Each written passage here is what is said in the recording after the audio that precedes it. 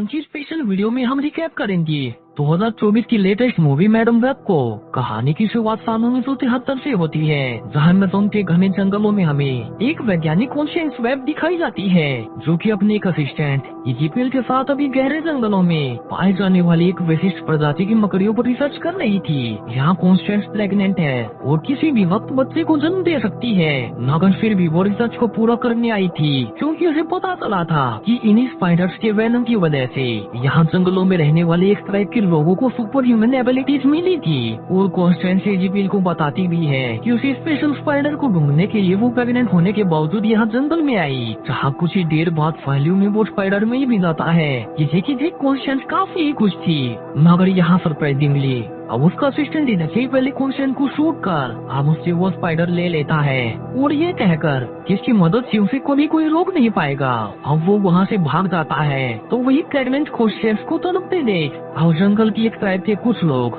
उसे उठा अपने कैंप में ले जाते हैं और उसे बचाने के लिए एक स्पाइडर से कटवाते भी हैं, जहाँ कॉन्स्टेंस ने एक बच्ची को जन्म तो दे दिया था, मगर वो खुद मरने वाली थी। तो वही ट्राइब के लोग उससे वादा करते हैं कि वे उसकी बेटी को सही सलामत उसके घर छोड़ आएंगे, जिसके बाद कॉन्स्टेंस वहीं दम तोड़ देती है। अब यहाँ से 30 साल बीत चुके हैं, जहाँ साल 2003 में हमें केसी वेब दिखाई जाती है, जो कि कॉन्स्टेंस की बेटी है, और अब पूरे 30 साल की हो चुकी है। दरअसल केसी एक पैरामेडिक है, जो कि अपने एक साथी पेन पार्कर के साथ मिलकर आज एक औरत को हॉस्पिटल लेकर जा रही थी, ताकि उसकी जान बचा सके। जहाँ केसी जल्दबाजी में टाइम कर नहीं रही थी कि उसके सामने एक टीनेज लड़की मैटी एम्बुलेंस के सामने आ जाती है, जिसे की केसी गुस्से में आगे से हटने को कहती है। हालांकि केसी ने उस औरत को बता ही लिया था, जिसके लिए उस औरत की फैमिली मेंबर्स अब कैसी और बेन पार्कर दोनों को ही थैंक्स भी बोलते हैं। तो वही उस औरत की एक स्टेप डॉटर जूलिया भी थी, जो कि काफी ही लेट हॉस्पिटल में आई थी। अब अपनी शिफ्ट को खत्म कर थकी हारी केसी अपने घर वापस जाती है, जहाँ उसी की बिल्डिंग में एक और लड़की आन्या भी रहा करती थी।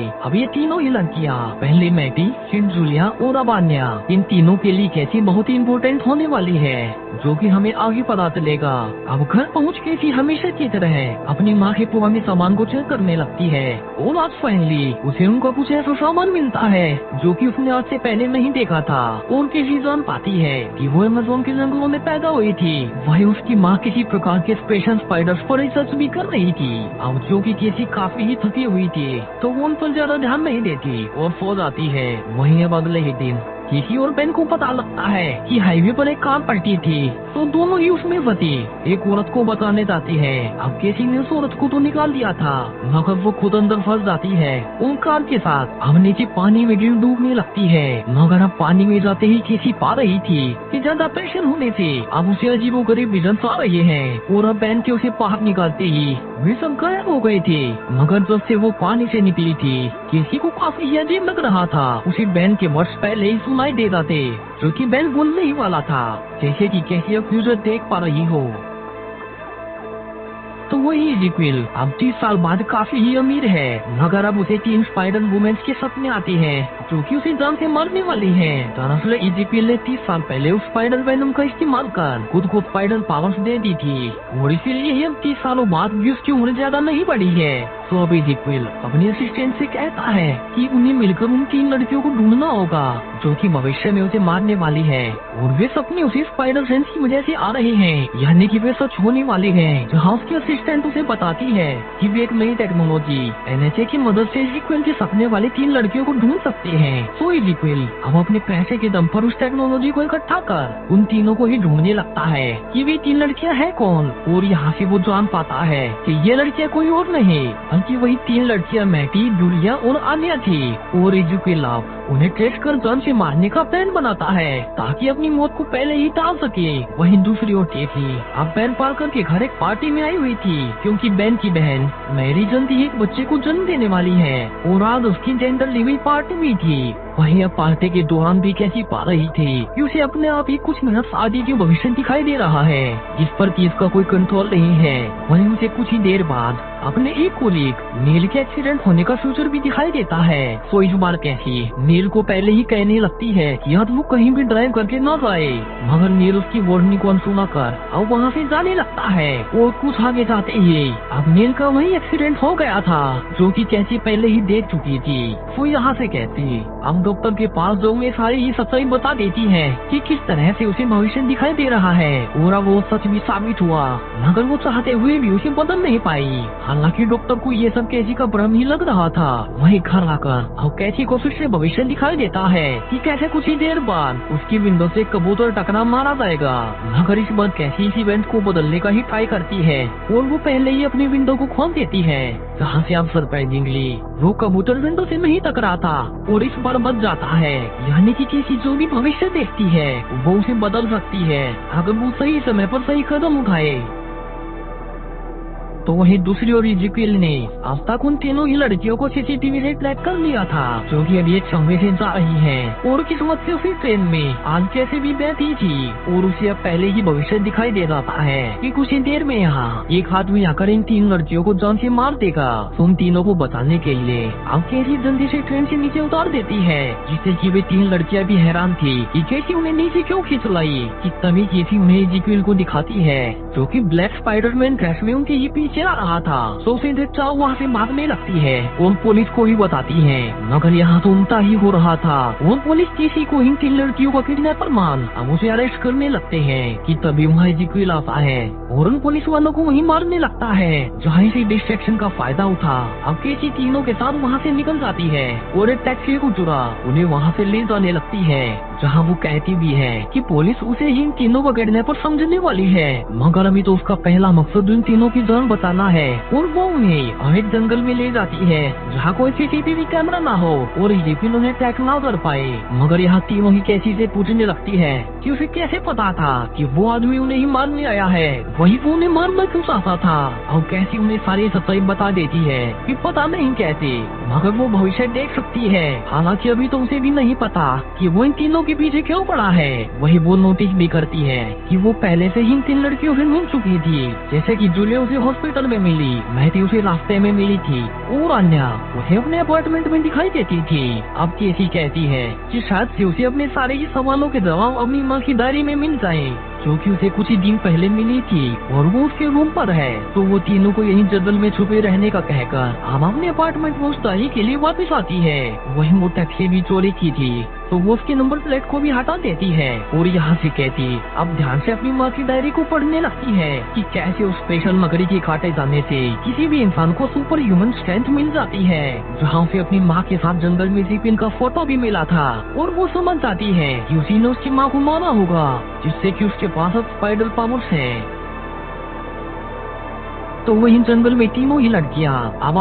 आपस में बात ही करती हैं कि वे तीनों ही अपनी फैमिली से अलग रहती हैं। तो मैटी कहती है कि क्यों न वे पास के ही एक रेस्टोरेंट में चले जाएं और क्या पता केसी वहाँ कब लौटेगी। हालांकि शुरू में उन्हें यह आइडिया अच्छा नहीं लगता, क्योंकि केसी ने उन्हें जंगल में ही छुपे रहने को कहा था, मगर उन्हें खासी भूख प्यास लग रही थी। तो अब वे अंदर जाकर खाना खाने लगती है, मगर उसी रेस्टोरेंट में एक आदमी भी था जो कि न्यूज़पेपर में देखता है कि इन तीनों ही लड़कियों की फोटो पेपर में है और लिखा हुआ है कि इन्हें किसी ने किडनैप किया था। तो वो जल्दी से पुलिस को फोन कर अब वहाँ बुलाने लगता है, मगर इज़ेकिएल ने सारे ही कोर्स को इंटरसेप्ट कर रखा था और अब उन तीनों की लोकेशन मिलते ही इज़ेकिएल फिर से उन्हें मारने वही रेस्टोरेंट में जाने लगता है। तो वही केसी जंगल में पहुँच पाती है कि अब तीनों ही लड़कियाँ उसके मना करने के बावजूद वहाँ से चली गई है और वो उनके पैरों के निशान का पीछा कर अब उसी रेस्टोरेंट तक जा पहुँची थी, जहाँ वे लड़कियाँ एक टेबल पर खड़े होकर डांस कर रही थी। यहाँ केसी गुस्से में अंदर जाती है और उन्हें डांटने लगती है कि उन्हें ऐसे सबकी नजरों में नहीं आना था,